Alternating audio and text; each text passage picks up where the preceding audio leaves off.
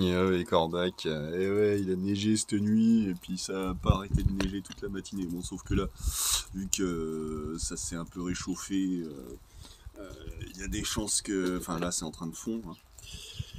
Mais c'est pas pour ça que je suis sorti de chez moi. Ouais, j'étais en pleine couture, ça se passait bien là ce matin, mais il m'a semblé bon, alors, que j'avais quelque chose à essayer de documenter. Parce que voilà, enfin quand même, avant de dire ce qui m'a amené dehors, je veux quand même rappeler un truc, c'est que là, ma démarche, ça consiste à, comment dire, je veux documenter deux choses.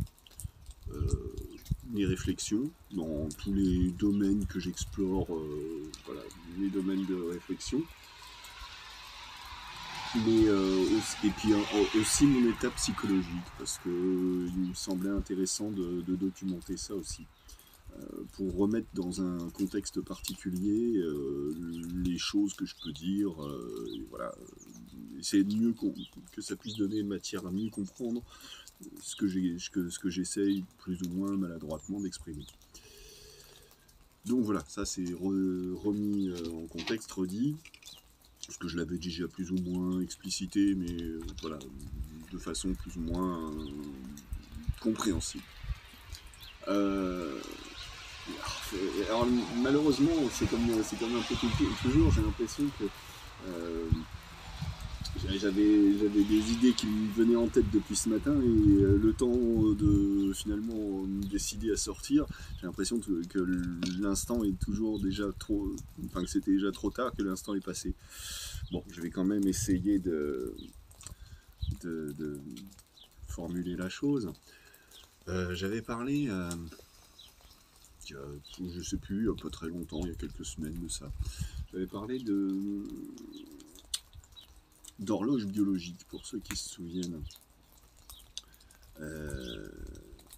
Et en fait, j'ai déjà parlé aussi une fois précédente de ce qu'on appelle la loi de Pareto, la loi du 80-20.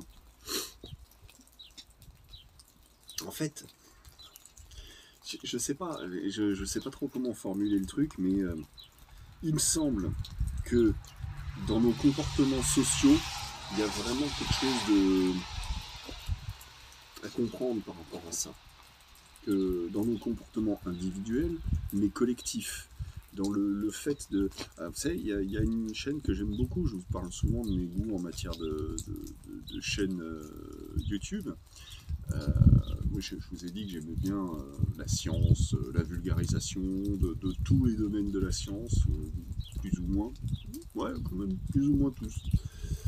Et il y a une chaîne là, parce que oui, j'ai ma liste de lecture quand je suis sur mon compte perso, mais bon, mon compte perso, finalement, j'y suis plus trop. Maintenant, vu que je vous publie des vidéos à peu près tous les jours, maintenant, je suis quasiment plus que sur mon compte l'éthique m'a tué. Sauf que du coup, j'ai pas toutes mes chaînes YouTube que je suivais sur mon compte perso qui m'ont suivi aussi. Et donc là, il y a justement, bon, c'est l'occasion de faire des petites découvertes de temps en temps, des redécouvertes, j'ai envie de dire. C'est-à-dire, il y a une chaîne à laquelle j'étais pas abonné sur ce compte-là, et à laquelle je me suis réabonné seulement hier. C'est une chaîne d'un mec qui s'appelle Mehdi Messaoudi, je crois. C'est Fulloscopy. Très intéressante cette chaîne. Alors c'est un domaine tout récent de la science, puisque quelque part, donc c'est pas un domaine de la science, c'est à la croisée de plusieurs chemins. Et lui-même a quelque part repris ce terme de fulloscopie d'après la BD qui avait été faite il y a quelques années, qui s'appelait Tu mourras moins bête, ouais, je crois. Enfin bref, et donc il y avait ce terme de fulloscopie qui avait été inventé par la dessinatrice, et il lui a demandé l'autorisation de réutiliser ce terme, ce qu'elle lui a donné, et donc maintenant voilà, il a appelé sa chaîne Fulloscopy. Mais c'est pas qu'un youtubeur, c'est un vrai chercheur dans ce domaine-là. Alors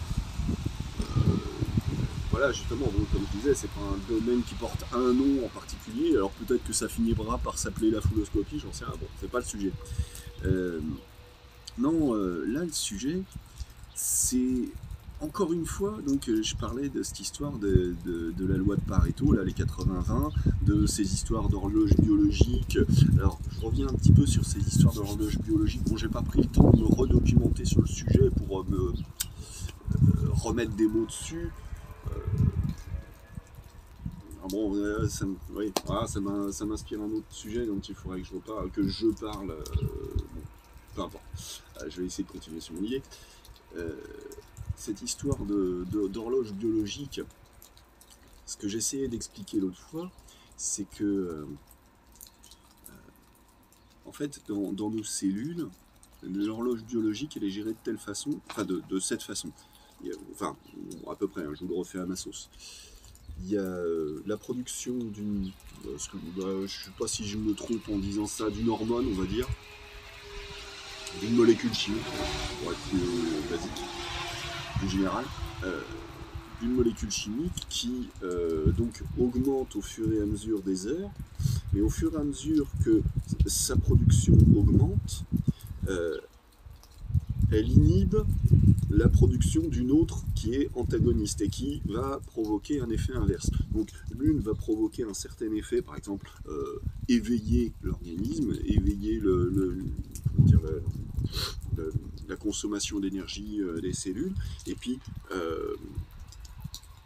comment dire, et en même temps elle va donc altérer la production d'une hormone ou d'une molécule antagoniste. Et jusqu'à un certain point où il va se créer un basculement. Et c'est-à-dire que, alors non pas que d'un coup l'autre elle va être à son top max, non, c'est plutôt qu'elle va se mettre à réaugmenter, et au fur et à mesure qu'elle augmente, celle qui est antagoniste, l'autre va se mettre à diminuer, jusqu'à atteindre une espèce de bascule opposée, et ça, comme ça, à longueur de temps, donc toutes les 12 heures environ, quoi, puisque notre horloge circadienne, elle est sur un rythme, même rythme que l'alternance jour-nuit, donc environ 24 heures. Donc à peu près toutes les 12 heures, on a notre horloge comme si c'était un sablier qui se retournait comme ça, avec cette production d'une certaine molécule qui inhibe la production de l'autre jusqu'à ce que, arrivé à un point minimum, là, hop, le mécanisme s'inverse et que c'est celle-là qui se met à être produite, celle-là, elle arrête progressivement d'être produite au fur et à mesure que celle enfin bref, vous avez compris un petit peu, voilà, ce côté, on se... Comment dire, on se met les bâtons dans les roues mutuellement, voilà. Pourquoi je parlais de ça? Parce que, en fait, dans la vidéo là, donc j'ai revu, voilà, parce que voilà, comme je disais, je me suis réinscrit sur sa chaîne, je me suis réabonné à sa chaîne hier seulement, et du coup, ouais, hier ou avant-hier, je sais plus. Et du coup, je me refais un petit peu la série de vidéos, puisque bon, pendant que je suis en train de coudre et tout ça, de réfléchir à ma couture, donc ça m'occupe. Bon, ça me distrait aussi un petit peu, hein, je dois bien avouer, mais bon, c'est bien aussi Enfin, moi j'aime bien ce côté, voilà, pendant que je suis en train de réfléchir, c'est vrai que ça me distrait, mais d'un autre côté, c'est une distraction plutôt saine, hein. C'est pas comme si je regardais des films ou des séries et puis que je pouvais rien faire d'autre à côté, non. Voilà. D'une oreille distraite, j'écoute des trucs intéressants. Bon, bref.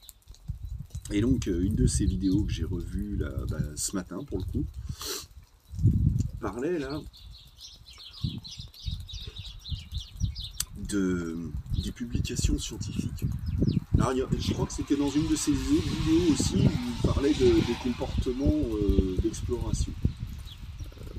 Je ne l'ai pas encore revue celle-là, mais enfin bref, peu importe. Là, je voulais parler de celle des publications scientifiques, où il explique, entre autres, que la plupart des publications sont effectuées, la plupart des publications, alors lui, ce qu'il qualifie de disruptives, c'est-à-dire qu'ils vont apporter un vrai changement de paradigme, comme je dis souvent, dans la pensée scientifique. Ce genre de publications sont effectuées par un nombre mineur de personnes, donc de vraiment très peu de gens, et en particulier quand ils sont jeunes. Là où la plupart des publications, parce que en gros il y a beaucoup de publications qui sont très peu reprises, très peu utiles, voilà, qui sont d'une importance mineure. Beaucoup de publications comme ça et peu de publications qui sont vraiment d'un changement majeur dans nos conceptions du monde. Et voilà, ce que je veux dire, c'est que je sais pas comment vraiment le formuler, mais il me semble voir un lien, moi, entre justement là, dans ce cas précis, j'ai l'impression de voir ce même lien que je vois dans ces histoires d'horloge circadienne. Même lien que j'ai l'impression de voir dans nos comportements sociaux. Et justement, tiens, je parlais là à l'instant d'une autre vidéo qu'il a publiée où il explique que, mettons, je ne sais plus l'exemple qu'il donnait dans sa vidéo, je l'ai vu il y a longtemps. Il me semble qu'il parlait d'un exemple fictif de chercheur d'or. Donc la ruée vers l'or, c'est t'as des gars un petit peu couillus qui vont tenter leur chance, partir à l'aventure dans un coin, ils vont prospecter et boum, il y en a un qui va tomber sur un filon. Les gens vont savoir qu'il y a un filon qui a été trouvé par un mec à tel endroit. Là d'un coup, boum, plein de monde qui va arriver au même endroit. Et donc il y a un mec qui est parti en exploration, un sur la masse, et les gens qui suivent le courant, qui suivent la mode, qui suivent le troupeau, comme je le dis des fois dans mes vidéos. Et il y a cette masse qui exploite le filon, et finalement, c'est pas le mec qui va être parti tout seul en exploration qui va vraiment récolter les fruits de son travail, c'est finalement l'ensemble, et puis parmi l'ensemble, il y a ceux qui vont savoir le mieux exploiter l'opportunité, qui vont eux vraiment se faire des couilles en or, contrairement au gars qui lui part en exploration, qui lui va savoir avoir du flair, savoir partir dans les chemins où personne aura osé aller avant lui, et c'est comme ça qu'il va trouver des choses, mais c'est pas lui qui va être le mec qui va monter toute une industrie, embaucher des gars, et puis savoir manager le tout pour pouvoir exploiter au maximum la force de travail des autres et se la couler douce et faire plein de cash. Vous voyez, et voilà, c'est deux types principaux de comportement on va dire trois types. Il y a celui qui va partir en exploration, l'explorateur, celui qui va suivre, et parmi ceux qui savent suivre, il y a ceux qui savent repérer la bonne opportunité et exploiter les autres pour arriver à ses fins. Et donc ça c'est un comportement social, c'est des comportements sociaux qui existent. Et justement, moi je vois vraiment un lien entre cette façon de se comporter, voilà, avec une opportunité, là on parle du chercheur d'or, mais vraiment dans tous nos comportements du quotidien, dans tous nos comportements sociaux. Finalement, être l'explorateur, même si c'est ce qui permet à tous de progresser, de s'enrichir, c'est un rôle vachement ingrat. Et ça fait partie de ce que, quand je vous dis ces paradigmes qu'il faudrait qu'on arrive à changer, c'est que justement,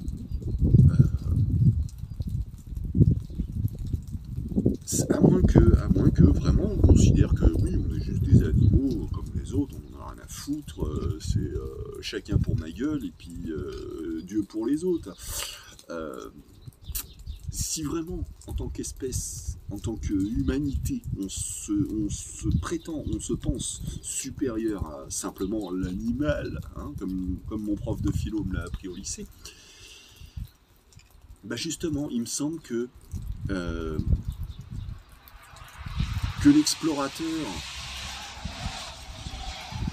celui qui va oser, vous savez, je remets ça un petit peu en parallèle avec cette histoire dont je vous parlais l'autre fois de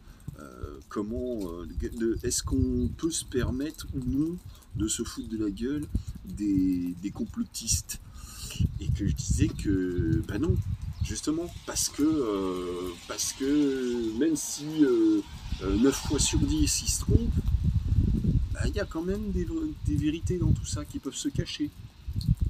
Et que de toute façon, c'est pas en se foutant de leur gueule qu'on va les faire changer d'avis, qu'on va les ramener à la raison, ou je ne sais quoi encore. C'est confus, parce qu'il y a plein de choses que j'essaie d'exprimer là dans tout ça.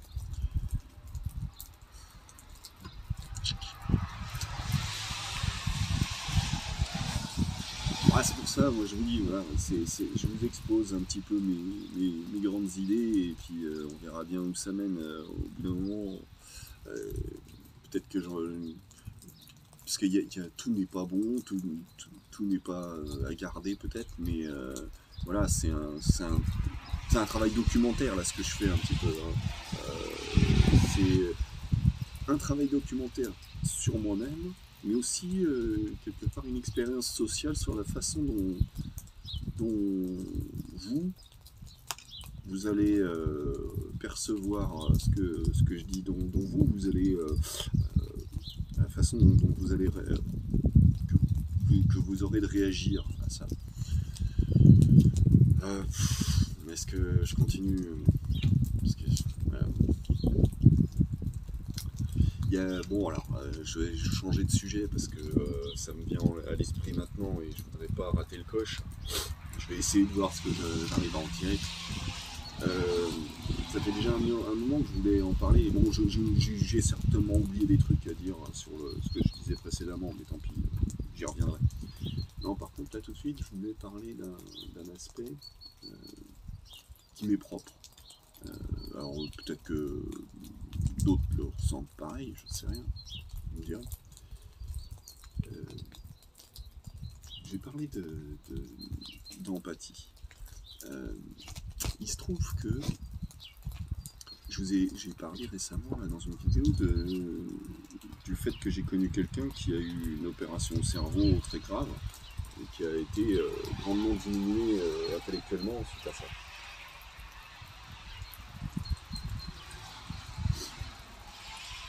Moi j'avais 15-16 ans à l'époque. 15 ans, ouais, à peu près. Et il se trouve que, en fait, je sais pas à quoi c'était dû. Moi, je l'ai mis sur le compte de l'empathie, du fait que d'être au contact avec cette personne, j'avais l'impression que mes propres facultés intellectuelles étaient en déclin. Alors, je vous ai parlé du fait récemment là, que je m'inquiétais pour le déclin de mes facultés intellectuelles. Or, il se trouve que par une espèce d'engrenage, de cercle vicieux, d'auto-persuasion dans laquelle ma mère s'est enfermée depuis déjà 10-15 ans, et que j'ai essayé de la mettre en garde par rapport à ça, par rapport au fait que elle a plus envie de se prendre la tête avec des petites choses. On en parlait hier et elle est incapable de reconnaître que j'ai raison. Je vous avais parlé du fait que... non, je sais plus si j'en ai parlé. Un des trucs qui fait qu'elle était fière d'être qui elle était... ça porte un nom, ce truc, c'est le fait que quand... je sais plus le nom. Léninaire... Merde, ça me revenait, je ne sais plus. Le fait que quand il y a quelque chose à faire, que tu vois qu'il y a quelque chose à faire, t'attends pas, tu le fais tout de suite. euh, bah ça c'est fini. Maintenant, oh, c'est une bricole, et bon, ça attendra plus tard. Cette espèce de, voilà, de, pas de fainéantise, je vais pas traiter ma mère de fainéante, parce que c'est loin d'être le cas, mais ce qui avant, justement, elle faisait tout de suite. Bah maintenant, elle va plus ou moins laisser traîner. Et des fois, pendant des semaines, voire des mois, hein, des petites choses comme ça. Euh, allez, plutôt que de tout de suite, elle a fini sa tasse de tisane le soir, plutôt que de la mettre dans le lave-vaisselle, elle va la foutre dans l'évier. Des petites choses comme ça. Et, euh, je sais pas à quoi c'est dû. Et moi, je lui ai dit, ça fait 10-15 ans de ça, je lui ai dit, mais là, tu es en train de te bousiller le cerveau à te comporter de cette façon. Alors, il y a cette espèce de petit point de détail, mais il y a d'autres choses comme ça, d'autres façons de faire comme ça, qu'elle a. Notamment le fait, bah, je parlais de comportement narcissique, le fait d'être incapable de reconnaître ses torts. C'est juste impossible de lui faire dire qu'elle s'est trompée. C'est impossible. Elle n'aura jamais tort. À aucun moment c'est envisageable qu'elle puisse dire « Ah, je me suis trompé. Ah mince !» Non, c'est parce que c'est ce truc-là, c'est de la merde, c'est les autres qui sont des cons, c'est tous les prétextes du monde. Mais à aucun moment, elle va reconnaître qu'elle se trompe, qu'elle a tort. C'est pas possible. Non, jamais. Et alors ça, psychologiquement pour moi, c'est usant, vraiment. Et, euh, et d'autant plus, moi, ça me donne l'impression d'être une espèce de salaud tyrannique qui cherche la petite bête. Alors que, bah, putain, mais moi je suis le premier à reconnaître quand je me trompe. Je passe mes journées à dire ah mince, je me suis trompé. Oups. Ah bah ça arrive, hein, c'est pas grave. Mais le problème, c'est que quand tu es face à quelqu'un qui, à aucun moment, ne laissera la moindre prise, comme si sa vie en dépendait, comme si le reconnaître le moindre tort, c'était, enfin je veux dire, j'ai l'impression que c'est la société dans laquelle on vit qui est comme ça, que reconnaître un tort, c'est ce que je vous dis tout le temps, reconnaître ses torts, c'est avouer d'être dans le faux, d'avoir, que voilà, c'est un tort en soi, avouer ses torts. Donc, on est dans une société vraiment très narcissique. Et du coup, bah, je ne sais pas si c'est une déformation parce que voilà, elle est à la fin de sa vie et que voilà, elle a été formatée comme ça, ou parce que c'est, comme elle le dit, son père qui a été très méchant avec elle quand elle était jeune, et puis que, vous savez, je sais pas. Hein. Moi, voilà, j'ai que mon point de vue pour juger hein, de tout ça. Ce que je vois, c'est que quand j'étais encore enfant, elle était toute fière. Il y a eu un jour, elle était toute fière de nous dire parce qu'elle avait acheté un bouquin, enfin lu un bouquin, vous savez, ce genre de truc comment dire, comment on appelle ça? Merde, moi, vous savez, les méthodes pour reprendre sa vie en main, là, je ne sais plus le nom. Bref, peu importe. Et dans lequel elle était toute fière de nous dire qu'elle avait pratiqué ça toute sa vie, qu'elle nous donnait un exemple même de quand elle était jeune, face à son père. L'approche paradoxale qu'elle disait. C'était le nom de la méthode en question dans son bouquin. Là. Comment on appelle ça je vous en parle de temps en temps, là, enfin bref, peu importe. Mais bon. Et donc, elle nous disait, toute fière d'elle, que moi j'ai pratiqué ça. Alors, l'exemple, c'était quand elle était jeune, pour pas se faire engueuler quand elle rentrait trop tard, en retard à la maison, chez elle, chez ses parents. Pour pas se faire engueuler, sa technique c'était d'arriver en gueulant ouais, fais chier, putain de métro, putain de je sais pas quoi, gna gna gna, ah bordel. Puis du coup, son père, qui normalement aurait dû être celui qui l'engueulait, qui oui, oui, bah, c'est bon, allez, vas-y, calme-toi, allez, bon, c'est pas grave, viens. Donc, elle était toute fière de nous enseigner comment elle manipulait les autres. Ça, je ne l'ai pas réalisé, moi, sur le coup. Hein. C'est seulement là, il y a quelques années, que j'ai pris conscience que c'était de la manipulation. Alors, certes, pour se défendre face aux agressions extérieures, mais ça reste de la manipulation.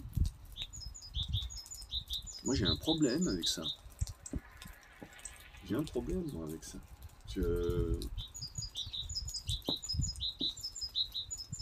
Et c'est ce genre de petits détails qui m'ont fait comprendre que ma mère, pour qui j'ai beaucoup de respect, et voilà, j'ai toujours reconnu des qualités, à la fois des qualités humaines, morales et intellectuelles.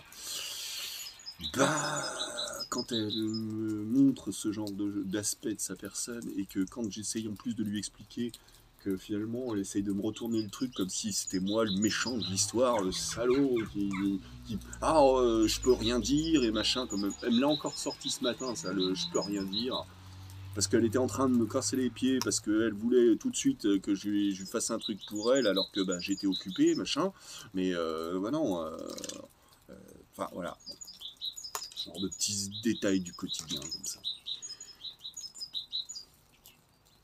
Bah là, vous voyez, moi